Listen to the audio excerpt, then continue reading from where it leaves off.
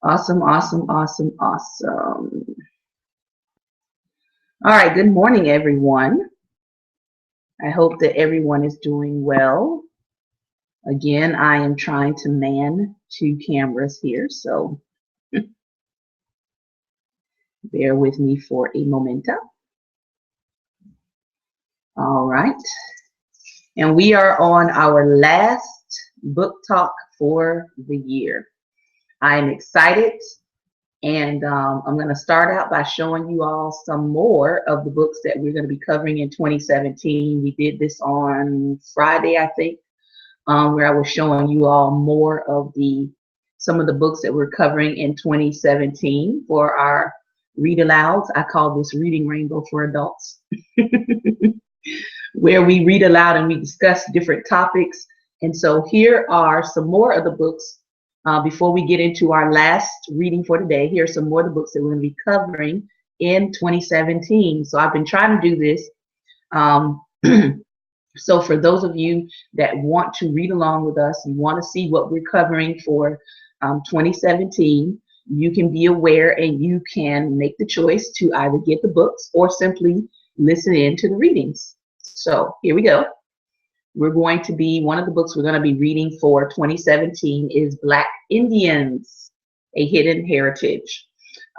This happens to be part of my heritage, so I'm going to really enjoy us digging into this.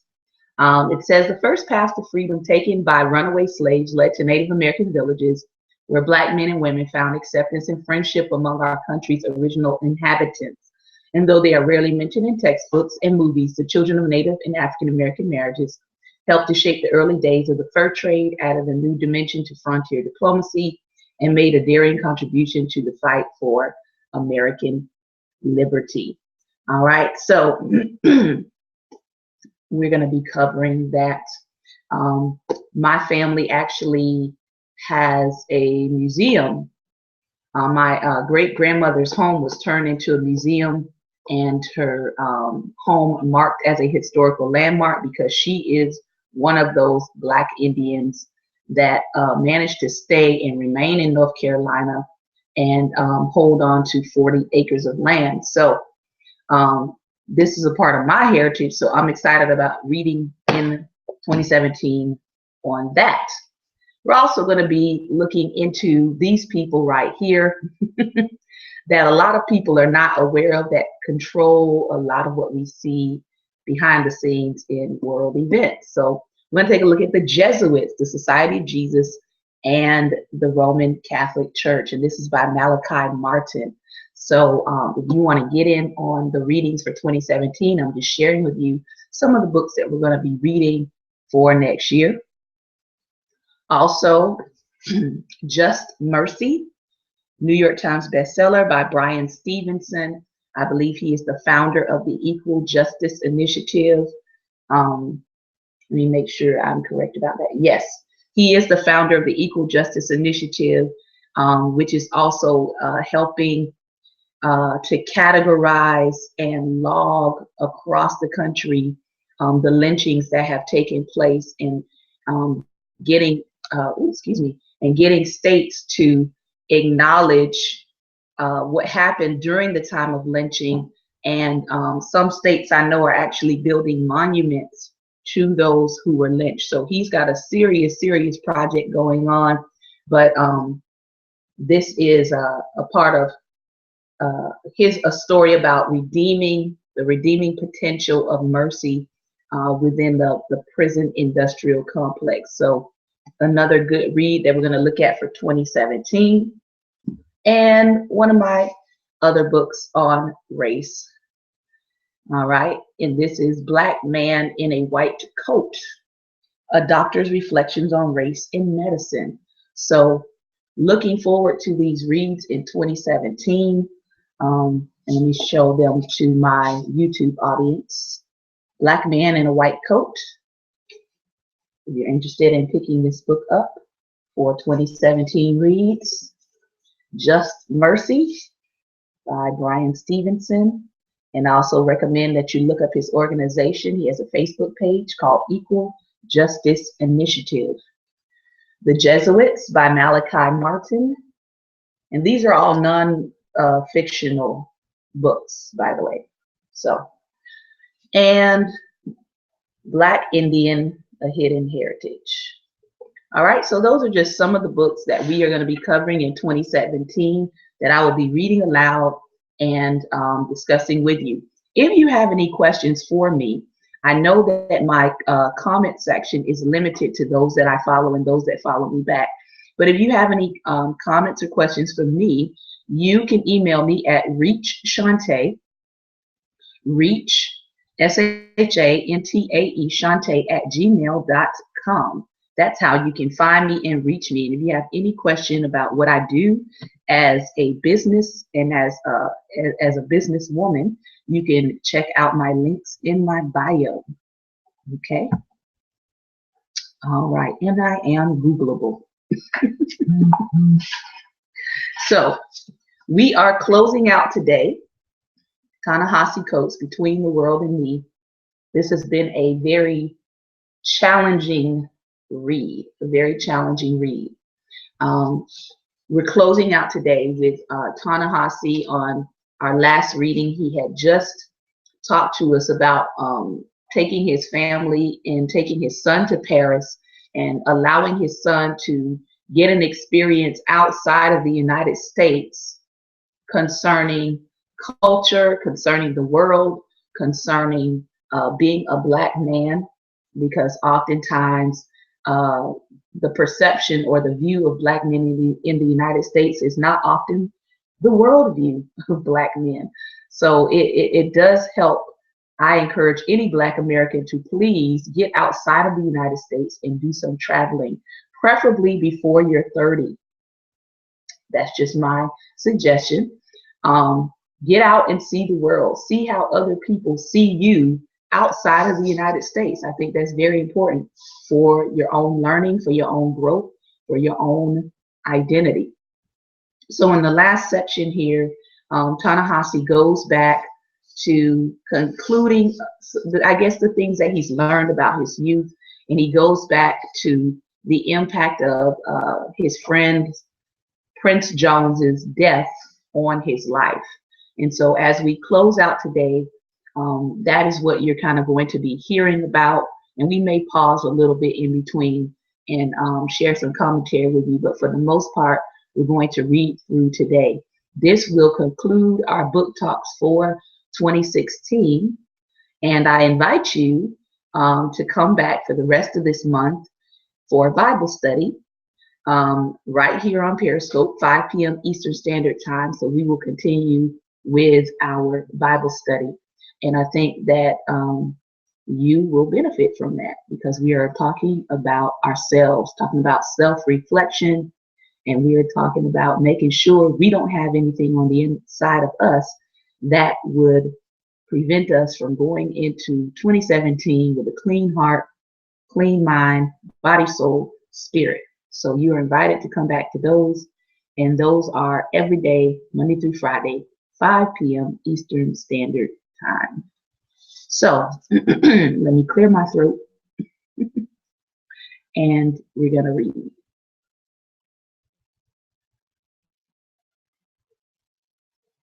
Good morning to each of you who are coming in. You can tap those hearts if you're having a great and wonderful day. I did not die in my aimless youth. I did not perish in the agony of not knowing. I was not jailed. I had proven to myself that there was another way beyond the schools and the streets. I felt myself to be among the survivors of some great natural disaster, some plague, some avalanche or earthquake. And now, living in the wake of a decimation and having arrived at a land that I once considered mystical, everything seemed cast in a halo. The pastel Parisian scarves burned brighter, the morning odor wafting out of the boulangeries was hypnotic, and the language all around me struck me not so much as language but as dance. Your route will be different. It must be. You knew things at 11 that I did not know when I was 25. When I was 11, my highest priority was the simple security of my body. My life was the immediate negotiation of violence. within my house and without. But already you have expectations. I see that in you. Survival and safety are not enough. Your hopes, your dreams, if you will, leave me with an array of warring emotions. I'm so very proud of you, my son. Your openness, your ambition, your aggression, your intelligence. My job in the little time we have left together is to match that intelligence with wisdom. Part of that wisdom is understanding what you were given. A city where gay bars are unremarkable, a soccer team on which half the players speak some other language.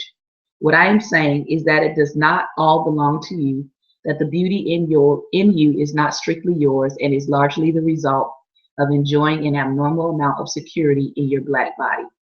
Perhaps that is why when you discovered that the killer of Mike Brown would go unpunished, you told me you had to go.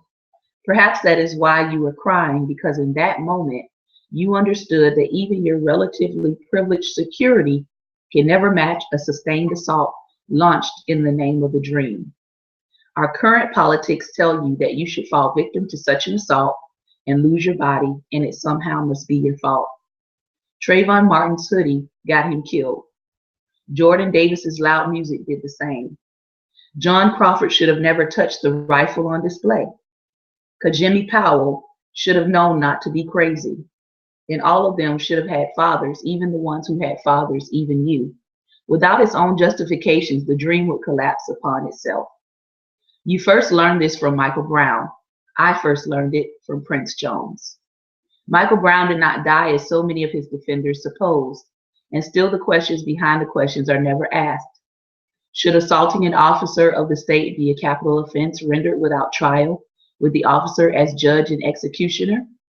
Is that what we wish civilization to be? And all the time the dreamers are pillaging Ferguson for municipal governance.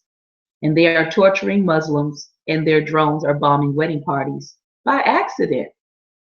And the dreamers are quoting Martin Luther King and exalting nonviolence for the weak and the biggest guns for the strong. Each time a police officer engages us, death, injury, or maiming is possible. It is not enough to say that this is true of anyone, or more true of criminals. The moment the officers began their pursuit of Prince Jones, his life was in danger. The dreamers accept this as the cost of doing business, accept our bodies as currency, because it is their tradition. As slaves, we were this country's first windfall, the down payment on its freedom. After the ruin and liberation of the Civil War came redemption for the unrepentant South and reunion. And our bodies became this country's second mortgage. In the New Deal, we were their guest room, their finished basement. And today, with a sprawling prison system, which has turned the warehousing of black bodies into jobs programs for dreamers and a lucrative investment for dreamers, today, when 8% of the world's prisoners are black men, our bodies have refinanced the dream of being white. Black life is cheap, and in America, black bodies are a natural resource of incomparable value. Section 3. And have brought humanity to the edge of oblivion because they think they are white. James Baldwin. In the years after Prince Jones died, I thought often of those who were left to make their lives in the shadow of his death. I thought of his fiancée and wondered what it meant to see the future upended with no explanation. I wondered what she would tell his daughter, and I wondered how his daughter would imagine her father, when she would miss him, how she would detail the loss. But mostly, I wondered about Prince's mother, and the question I mostly asked myself was always the same. How does she live? I searched for her phone number online. I emailed her. She responded. Then I called and made an appointment to visit. And living she was, just outside of Philadelphia in a small gated community of affluent homes. It was a rainy Tuesday when I arrived. I had taken the train in from New York and then picked up a rental car. I was thinking of Prince a lot in those months before. You, your mother, and I had gone to the homecoming at the Mecca, and so many of my friends were there, and Prince was not. Dr. Jones greeted me at the door. She was lovely, polite, and brown. She appeared to be somewhere in that range between 40 and 70 years, when it becomes difficult to precisely ascertain a black person's precise age.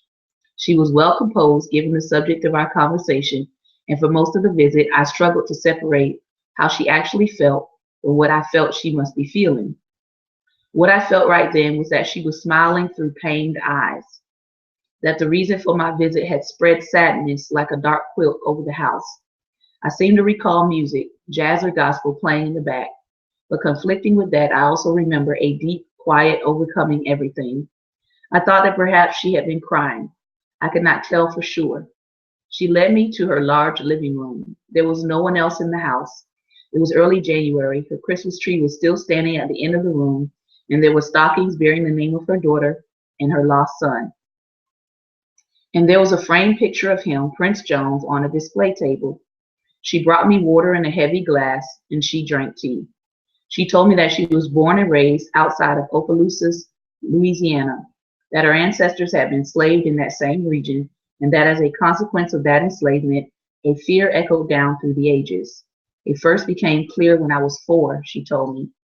My mother and I were going into the city. We got on the Greyhound bus. I was behind my mother. She wasn't holding my hand at the time, and I plopped down in the first seat I found.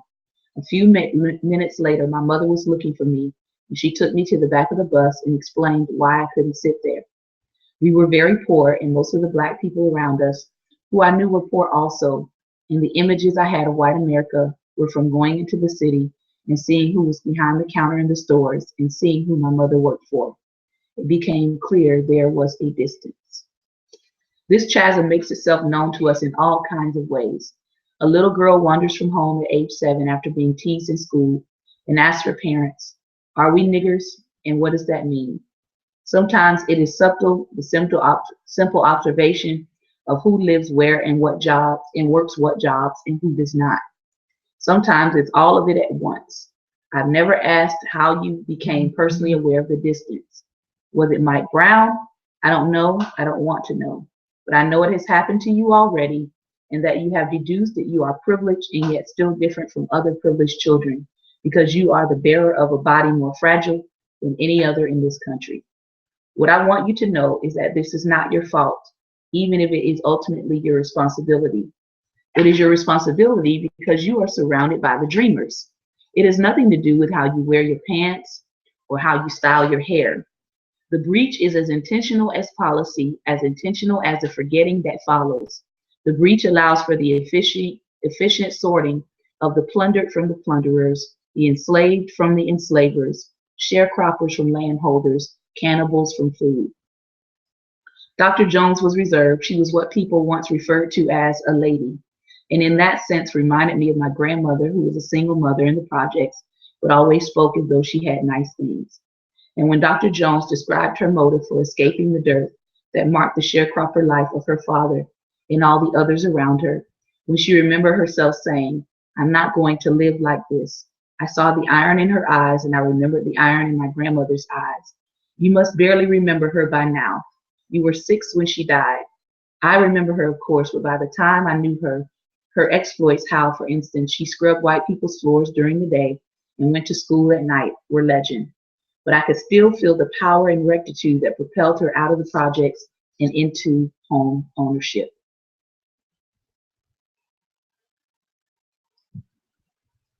Such a powerful story. It actually brings to mind my own grandmother's story because my grandmother's, my great grandmother on my father's side, my grandmother was able to tell me about them being released, my great grandmother being released from slavery, and my grandmother growing up sharecropping. So my generations are not very far from um, the slavery and the end results of slavery, which was sharecropping. And my grandmother leaving sharecropping in Georgia to travel to Florida to start a new life. And so uh, when he said that about sharecropping, that actually just dropped that back into my mind that, wow, not too many generations far, removed even from sharecropping, which I'm going to have to talk about one day.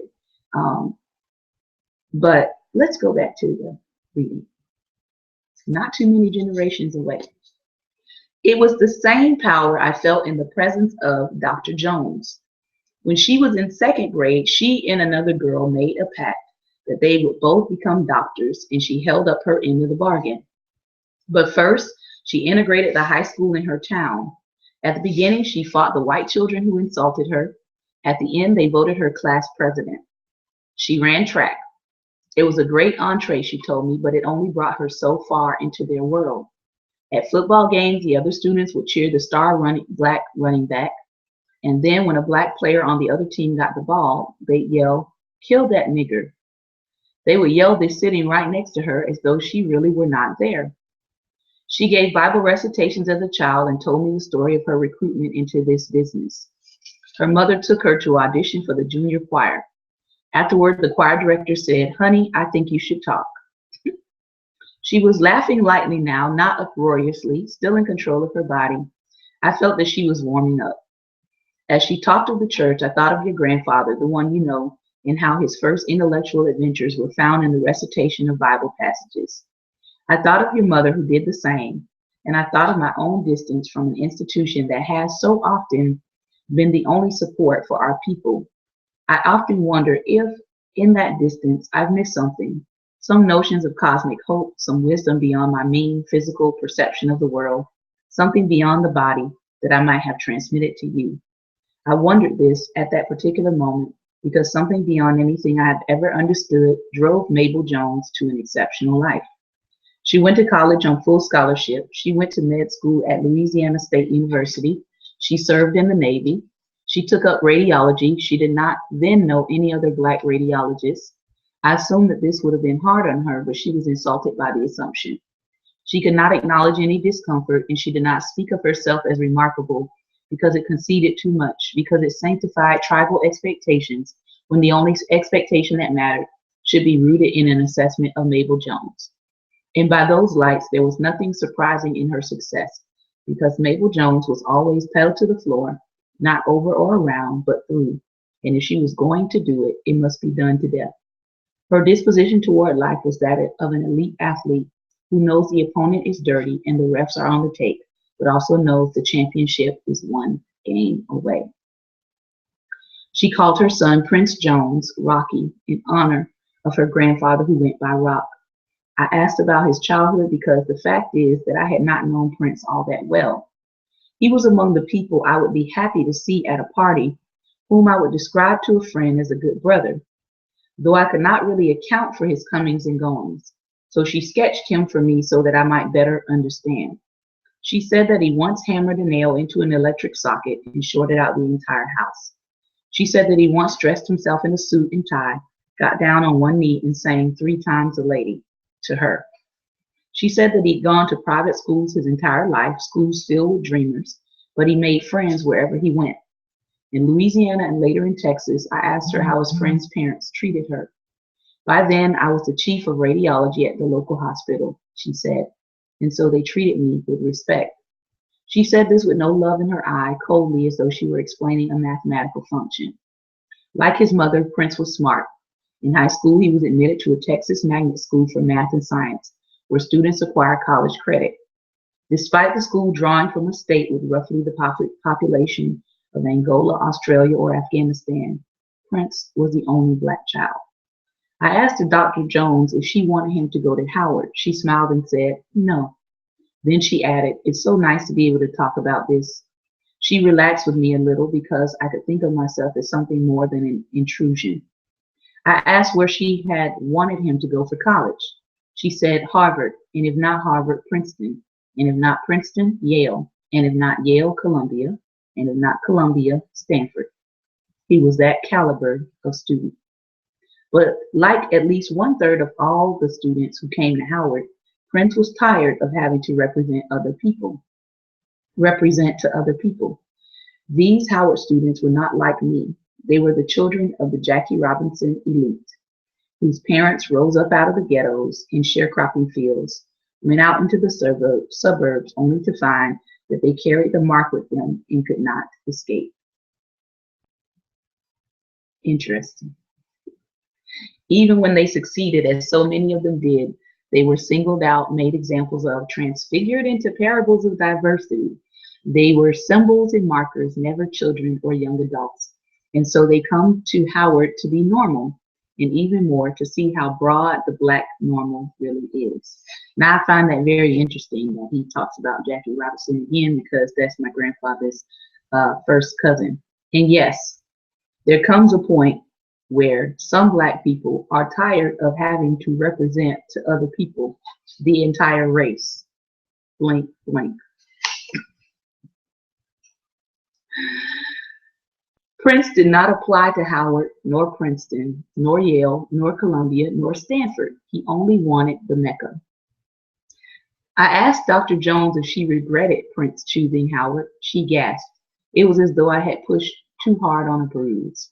No, she said, I regret that he is dead. She said this with great composure and greater pain.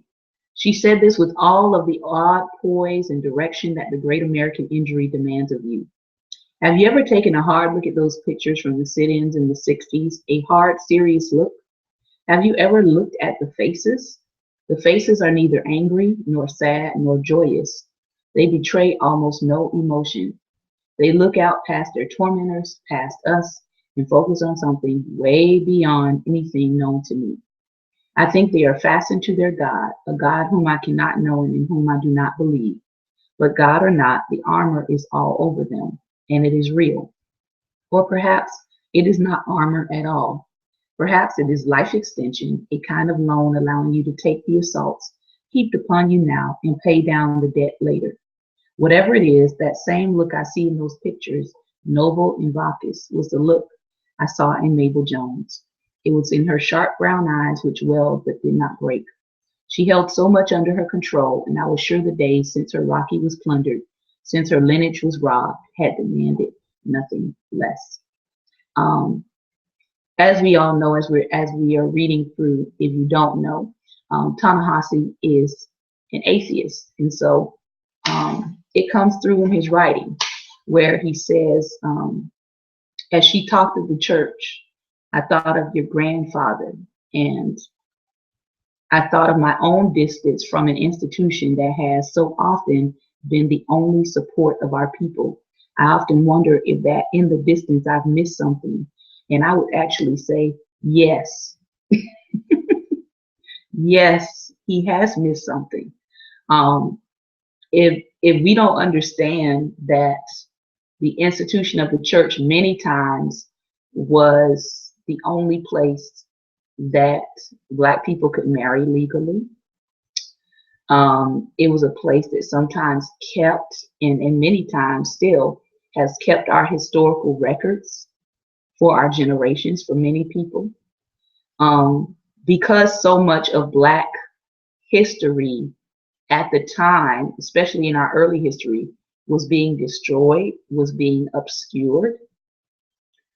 The institution of church, many times, if you go into some of these church records and church basements and stuff like that, they hold Black history.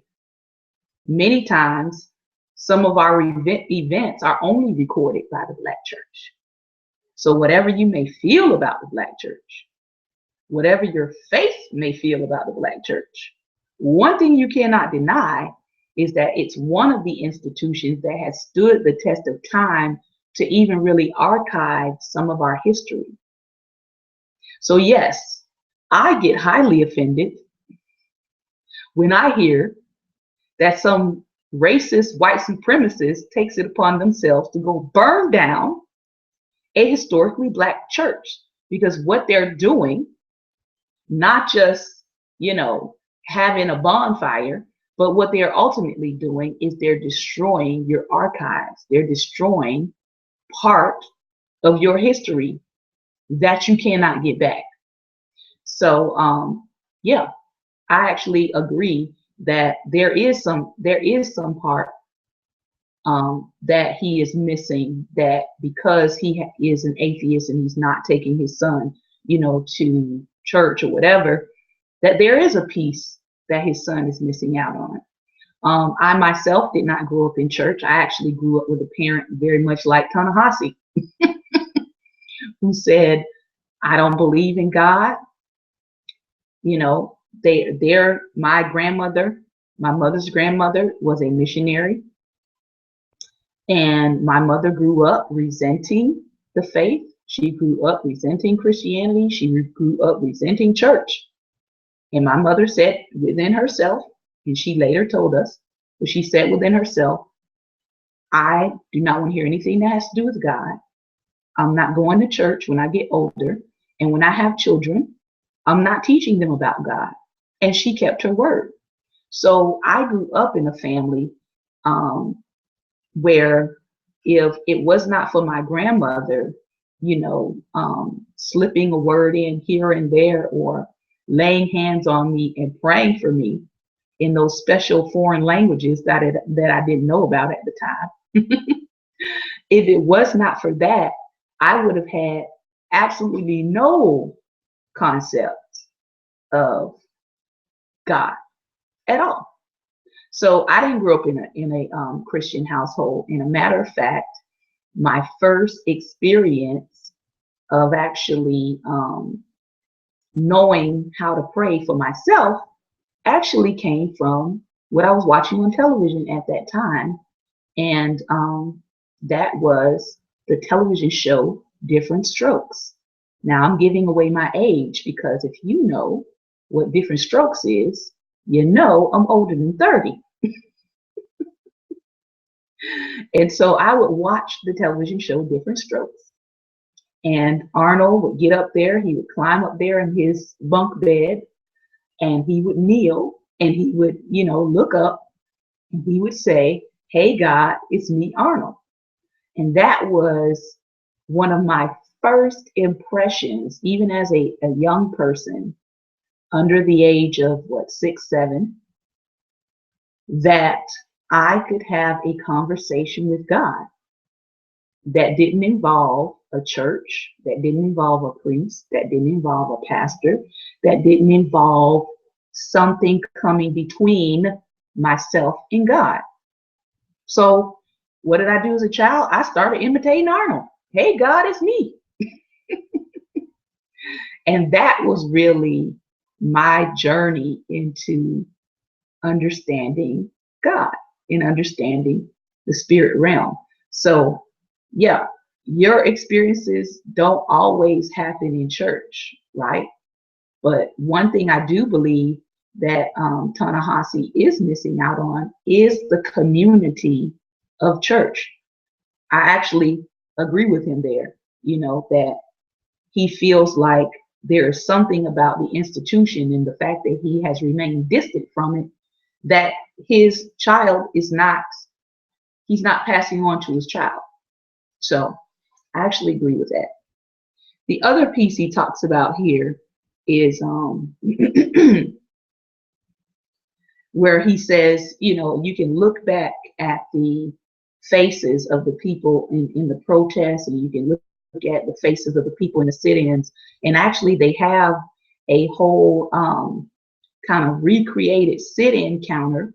If you get a chance to go to the new museum, the National Museum of African American History and Culture, they actually have an entire sit-in counter that's interactive, where you can actually sit at the counter and you answer these different questions about the civil rights movement and the sit-ins, and they show you some of the pictures of the people sitting at the counter. And like he says, some of those images, he is right, they betray almost no emotion, and it's almost as if they're looking at something beyond them, that they're protesting and they're experiencing, and they're taking the blows, really, or they're taking the spilled milk over their head, or being spit at, or being beaten while sitting at the counter. They're taking on those experiences for a generation to come. I actually agree with him on that you can look in those pictures and see that they're not just in the moment. They're not just present in that moment, but it's almost like they have given themselves permission to have a spiritual disconnect in order to take what happened to them so that they could help a generation that is to come. And as he says here, I don't know if it's what they believe that's holding them up, But he says, but it's an armor that's all over them. And then one of the things I think about was the scripture, Ephesians 6, that talks about putting on the whole armor of God, right? I believe that what he saw was actually what he saw. That he saw this armor. He saw this armor on them because they had put on the whole armor of God. They didn't just go out there thinking, okay, this issue of race in our country is going to be solved overnight, or that it's going to be solved even in their lifetime. We can look at our generation and see that clearly it's not going to be solved in our lifetime, but we can do what we can to make a dent in it for the generations to come. So let's keep reading. She could not lean on her country for help. When it came to her son, Dr. Jones's country did what it does best. It forgot him. The forgetting his habit is yet another necessary component of the dream. They have forgotten the scale of theft that enriched them in slavery, the terror that allowed them for a century to pilfer the vote, the segregationist policy that gave them their suburbs.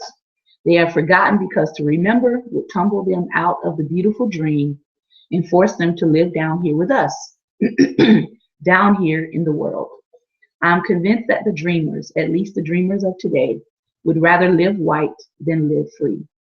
In the dream, they are Buck Rogers, Prince Aragorn, the entire race of Skywalkers.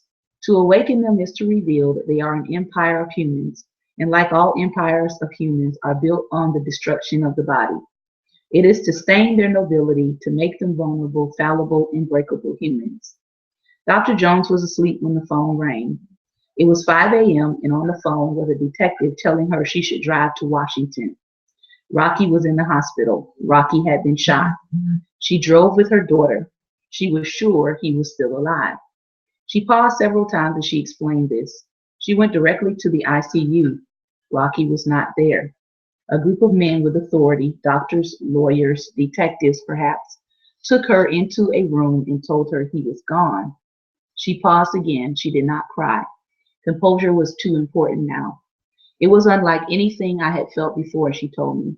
It was extremely physically painful, so much so that whenever a thought of him would come to mind, all I could do was pray and ask for mercy. I thought I was going to lose my mind and go crazy. I felt sick. I felt like I was dying. I asked if she expected that the police officer who had shot Prince would be charged. She said yes. Her voice was a cocktail of emotions. She spoke like an American with the same expectations of fairness, even fairness belated and begrudged, that she took into medical school all those years ago. And she spoke like a Black woman, with all the pain that undercuts those exact feelings. I now wondered about her daughter, who'd been recently married. There was a picture on display of this daughter and her new husband. Dr. Jones was not optimistic. She intensely worried about her daughter bringing a son into America because she could not save him. She could not secure his body from the ritual violence that had claimed her son. She compared America to Rome.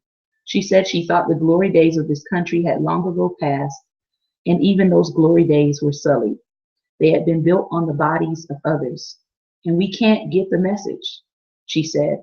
We don't understand that we are embracing our deaths. I asked Dr. Jones if her mother was still alive. She told me her mother passed away in 2002 at the age of 89. I asked Dr. Jones how her mother had taken Prince's death, and her voice retreated into an almost whisper, and Dr. Jones said, I don't know that she did. She alluded to 12 years a slave. There he was, she said, speaking of Solomon Northup. He had means, he had a family, he was living like a human being. And one racist act took him back. And the same is true of me. I spent years developing a career, acquiring assets, engaging responsibilities, and one racist act. It's all it takes. And then she talked again of all that she had through great industry, through unceasing labor, acquired in the long journey from grinding poverty. She spoke of how her children had been raised in the lap of luxury, annual ski trips, jaunts off to Europe. She said that when her daughter was studying Shakespeare in high school, she took her to England.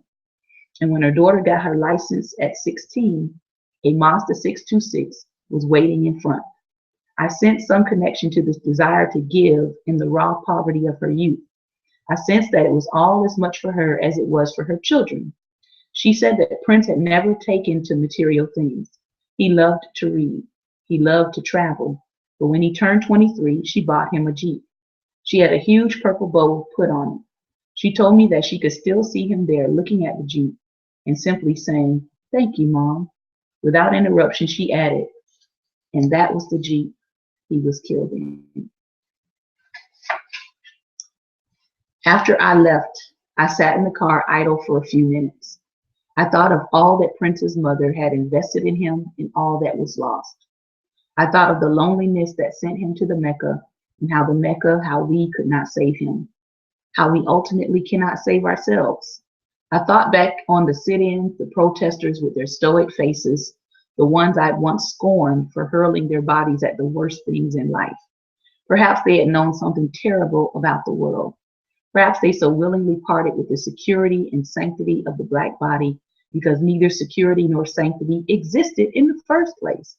In all those photographs from the 1960s, all those films I beheld of black people prostrate before clubs and dogs were not simply shameful.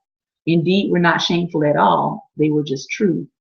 We are captured, brother, surrounded by the majoritarian bandits of America.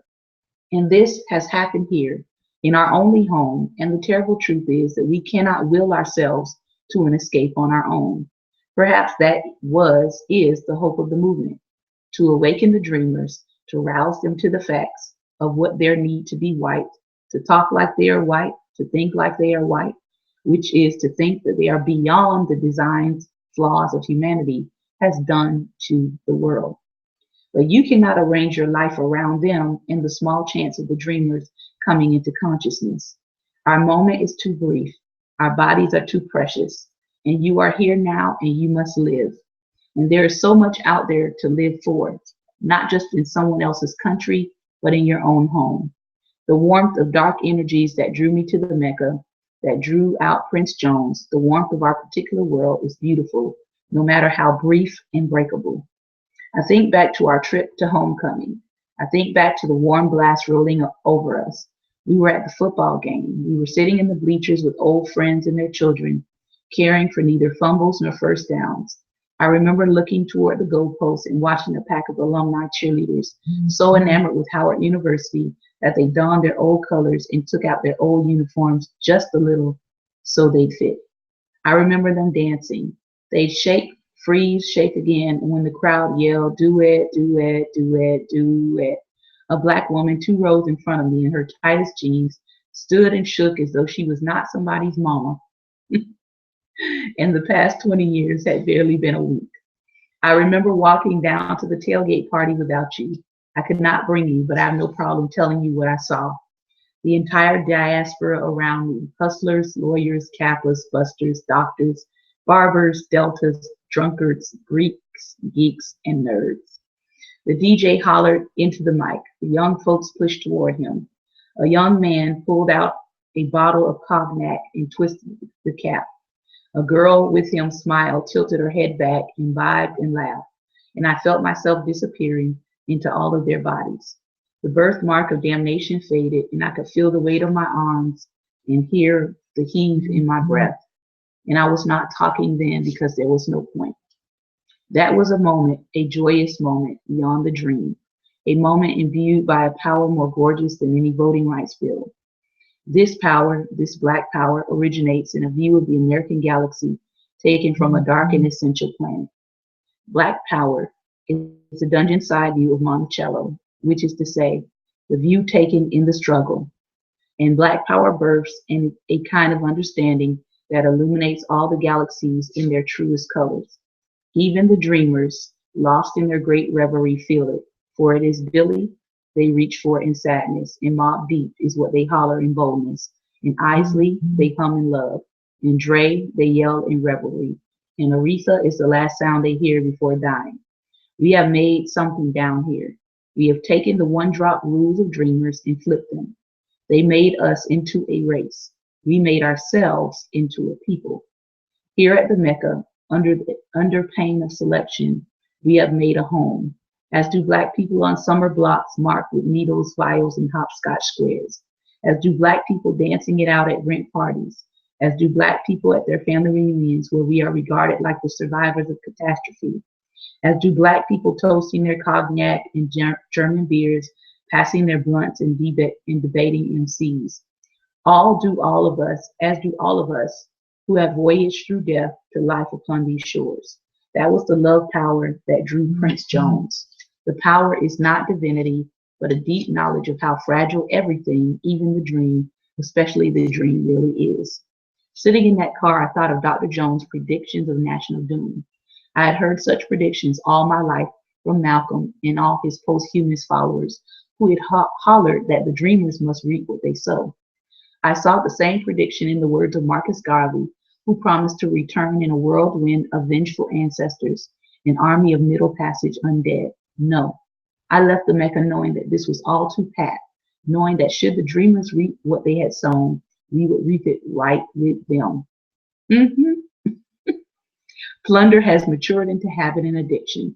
The people who could author the mechanized death of our ghettos, the mass rape of private prisons, then engineer their own forgetting, must inevitably plunder much more.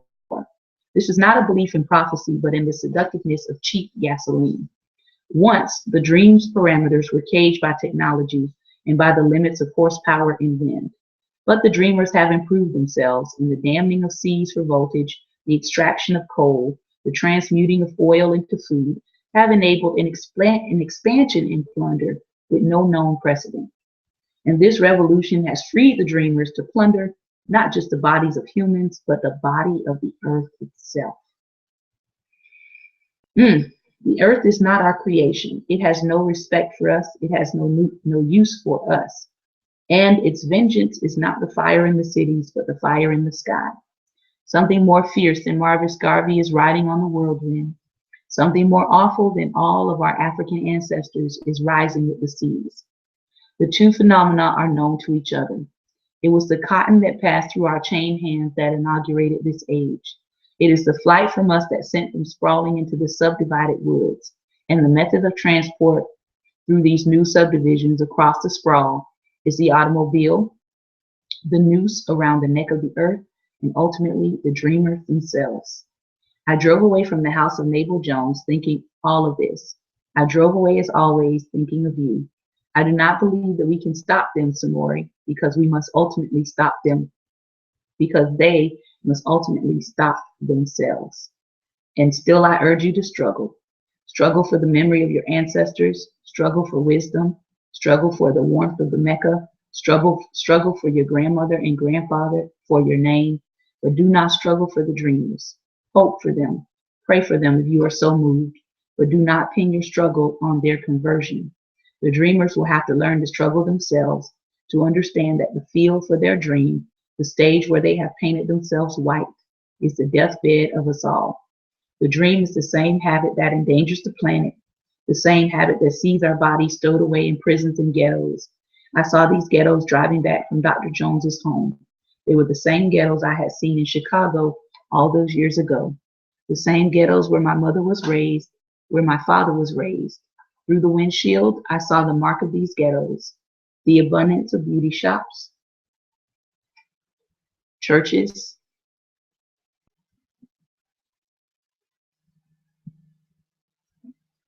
all right, almost finished.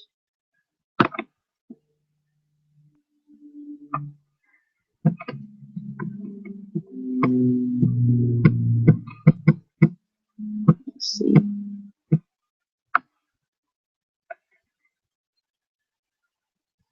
All right. I was doing very, very well. We are closing out our book talk reading. All right. Closing out our book talk reading. So I'll read that last section one more time. The dreamers will have to learn to struggle themselves, to understand that the field for their dream, the stage where they have painted themselves white, is the deathbed of us all. The dream is the same habit that endangers the planet, the same habit that sees our bodies stowed away in prisons and ghettos. I saw these ghettos driving back from Dr. Jones's home. They were the same ghettos I had seen in Chicago all those years ago. The same ghettos where my mother was raised, where my father was raised. Through the windshield, I saw the mark of these ghettos, the abundance of beauty shops, churches, liquor stores, and crumbling houses. And I felt the old fear. Through the windshield, I saw the rain coming down in sheets. This concludes Between the World and Me. One of the things that, as we close out, one of the things that Ta-Nehisi closes with and talks about is this notion of the dreamers. And by the dreamers, he means white America. And by the dreamers, he means those who are not living in the reality of what their whiteness has created for other people. And as he said, that the dreamers are going to have to come to the realization that they're going to have to save themselves. They're going to have to fix themselves. That Black people cannot be the dreamer's savior. And I actually happen to agree with that. They will have to learn to struggle themselves. They will have to understand, as he says, the stage where they have painted themselves white will become the deathbed of us all. I actually agree with him when he says that whatever the dreamers reap, when they reap what they have sown, we are going to reap it right with them. That even if we have not benefited from the dream, that the reality is that when vengeance does come, everybody will be affected in some way, shape, or other by what the dreamers have created, by who the dreamers have ticked off worldwide. So, yeah. And the fact that, as he says in closing, you cannot live for the dreamer, or you can't live with the expectation of waiting for the dreamers to wake up. And I think a lot of African Americans have come to that conclusion. They've come to that conclusion that, you know, some people are never going to get it. Some people who describe themselves as white are never going to get it. They're never going to wake up. They're never going to come into an awareness that a system was created around race, even though race is only really a social construct, but it has real consequences to it. Some people are never going to wake up and realize the effect that them choosing whiteness over humanity is having on not just the United States, but is having on the world. And so I think that is an excellent point to close out on, as Ta-Nehisi tells his son, don't wait for the dreamer to wake up. Live your life. Live it as best you can.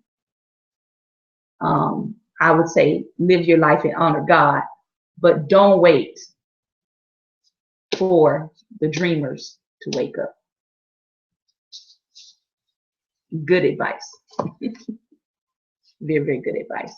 So this concludes our book talk for the year. And I hope that you will join us back, like I said, in 2017. If you're just joining, you can catch the first replay and you'll see what books we are looking at for 2017, some of those readings. You can join me back here tonight at 5 p.m. Eastern Standard Time as we continue our Bible studies for the year. So we'll be doing Bible study Monday through Friday through the end of this year. Um, no weekends and no holidays. So you can join us back and you can join us for our Bible study series, Nothing in Me. You can check my archives for the first two that we've already begun, and we're on day 3. So join us back at 5 p.m. Eastern Standard Time. Take care. Thank you for joining me for our book talks, Reflections on Race. God bless.